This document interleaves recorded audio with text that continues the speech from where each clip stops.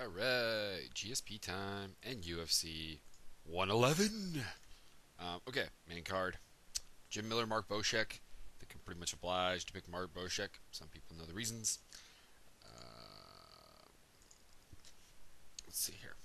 Um, why do I think Boschek can win? Well, I think if he can take Jim Miller down, he is a better grappler and he can control him. And the argument people have had is that they don't think he can take down Jim Miller, and I'm not really sure where that comes from because while I do believe Jim Miller is the better wrestler, a lot of wrestlers don't necessarily have the defensive wrestling to go with it because they're used to being the one doing the takedown. And I think that's kind of the case with Miller. You look at, Miller's UFC fights and his big fight before the UFC, which is his fight with Frankie Edgar and Bart Palashevsky. And when people have tried to take him down, it's generally worked.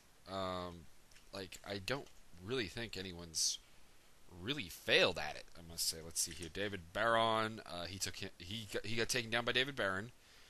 Got taken down by Maynard. Got taken down a few times by Danzig, although in both the Barron and Danzig fight, he took them down more. But nonetheless, he got taken down. And Ludwig didn't. And I don't think to this date I've seen the fight with Steve Lopez. So I can't comment on that one. But basically, if you've tried to take him down, you generally go down. He's very good off his back, but Boschek is just better on the top. Despite the fact that Miller has the better striking, Boschek has a reasonable chin, and Miller doesn't seem to have the heaviest hands in the world. So I don't foresee him really hitting him with the one hitter quitter. I just have to go with Boschek, probably by unanimous decision because Miller's ground game is to the point where I don't think Boschek submits him. I'm going to make it quite clear here. I would be entirely unsurprised if Miller won this fight, but I'm going to go with Boschek. Number 2, Ben Saunders and John Fitch. This is replacing the Thiago Alves fight. So I haven't really thought about this fight, but I got to go with John Fitch. So I was going with John Fitch against Alves, and Saunders kind of represents the same issues Alves does with, a few different ones, but nothing that really, I think, troubles him. I mean, he's got better stand-up, but Fitch is reasonably used to that at this point. His takedown defense is reasonable, but I think it's not going to match up well with Fitch's takedown offense. His subs off his back are pretty good because he's a very long individual with good triangles, good arm bars. But you look at the fight with Tommy Spear. We go back to that, way back to that fight. And, despite the fact that he wasn't healthy for it, which, does make an impact because I take him in a rematch with Tommy Spear. If you can take him down and you can be like John Fitch, who's a very, very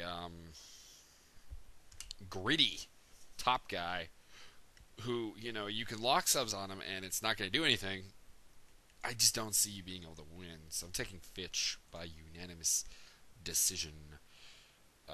Kurt Pellegrino, Fabricio Camoys. Kind of unsure as to why this is on the main card, to be honest, because Pellegrino's had his struggles in the UFC, and I don't, I could be mistaken, but I don't think Camoys has really done anything outside of, yeah, he has a draw with Cal Uno in his UFC career.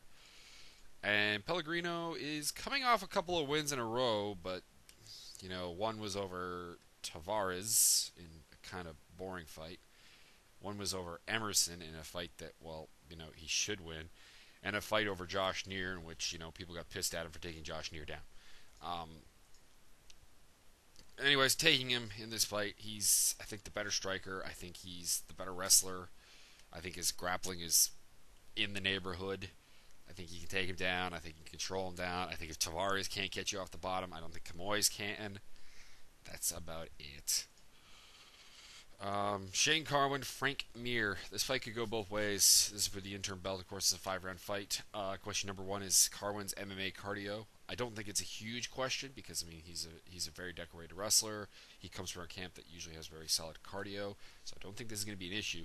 But we never know. He hasn't gone out of the first round in his MMA career. He's got the power to finish Mir. I don't think that's really a question mark, but I'm going to go with Mir because you got to think Mir's using this as a dry run for the Lesnar fight. Carwin presents a lot of the same issues that Lesnar does. He has, He's basically a freakish athlete with a lot of strength, a lot of wrestling ability, a lot of power. But his hands are reasonably slow. He's not the most technical boxer in the world. It's a 1-2, 1-2, basically repetitively. Um, it works for him, so I wouldn't change it. I don't think I would advocate changing it. A lot of people try to fix what works with them, and it tends to make them worse. So Carwin's a legitimate threat because he does have the ability to stop Frank Mir with his fists. This isn't really even a question. But if he decides to sprawl and brawl with Mir, he's going to run into the fact that I think Mir has the better striking, the faster striking, the more technical striking, with pretty reasonable power. And if it goes to the ground, I think Mir's got the sub game to handle him because I pretty much have to think he learned from the second Lesnar fight not to do what he did in that fight. And hopefully he learns from it. He beats Carwin. Even though I'm a little more excited to see if Carwin can beat Lesnar than I am excited to see if Mir can beat Lesnar. But I gotta go with Mir. But again, this is a fight where really on the main card, I'm backing heavily Fitch and Pellegrino, and one other person, which we'll get to. And the other fights are close, but I gotta go with Mir just by a bit. Dan Hardy, GSP. Dan Hardy is being built up into something that, quite frankly, he's not. You look at his fights in the UFC. He went to a split decision with Akihiro Gono. Gono could take him down, and could do some things on the ground, and actually outstruck him at points. I actually thought Gono won the fight, even though I think Dan Hardy is a better fighter than Gono. But on that night, I think Gono won. He knocked out Rory Markham, but those who have actually followed like IFL and things, and Rory Markham, basically, we know he has no boxing defense and not the greatest chin in the world. Fought Marcus Davis, another fight that he controversially won. Some people thought Davis won it. I did think Hardy won the fight, but Davis could take him down. You look at the Mike Swick fight. He couldn't take down a half-conscious Swick. He could rock Swick, but that's because Swick seems to be a retard right now. And, the fight with Paulo Tiago did nothing to dispel that. So, basically, how can Hardy win this fight? Well, it's via the puncher's chance knockout. He does have a lot of power, but people don't realize some people realize, some people don't. His power comes from the fact that he basically is somewhat stationary when he strikes. He gets flat-footed, he plants himself, he leaves himself open to a takedown. Also, he leaves himself open to a guy who can move away from his punches. It works against certain people, and maybe he does hit the hot one on GSP. But when you look at it, GSP is a better grappler. I think he's a better striker. I think the UFC is building up Hardy as like the perfect boxer and so on is just stupid. Really, I understand hyping a fight, but I don't understand the blatant lying. Well, I do understand it, but I don't condone it. Let's put it that way. So yeah, GSP. I will be slightly disappointed if GSP does not finish him, but at the same time, this kind of goes back to actually a boxing debate I had with someone about the Claudio Pacquiao fight, or the Claudio Pacquiao fight. If you go in there with the notion just not to get finished, you could probably avoid getting finished if you are a tough guy. And that is what Dan Hardy is.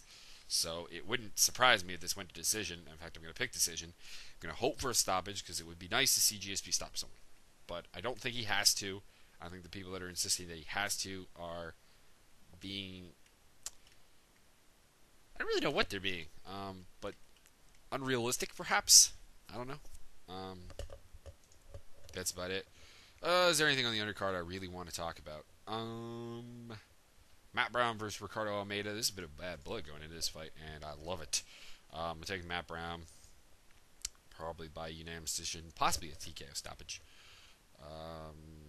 Thomas Draw, Rosamur Palhares. I'm going to go over this fight just because I don't think people understand that this is a pretty interesting fight, and I haven't really seen anyone talk about it. So let's hit it.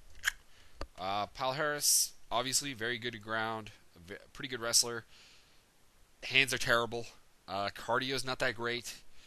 But he's very short. Thomas Draw, I think people really have only seen him get knocked out by Thiago Silva and gas against Thiago Silva. His cardio seems to be a lot better at 185.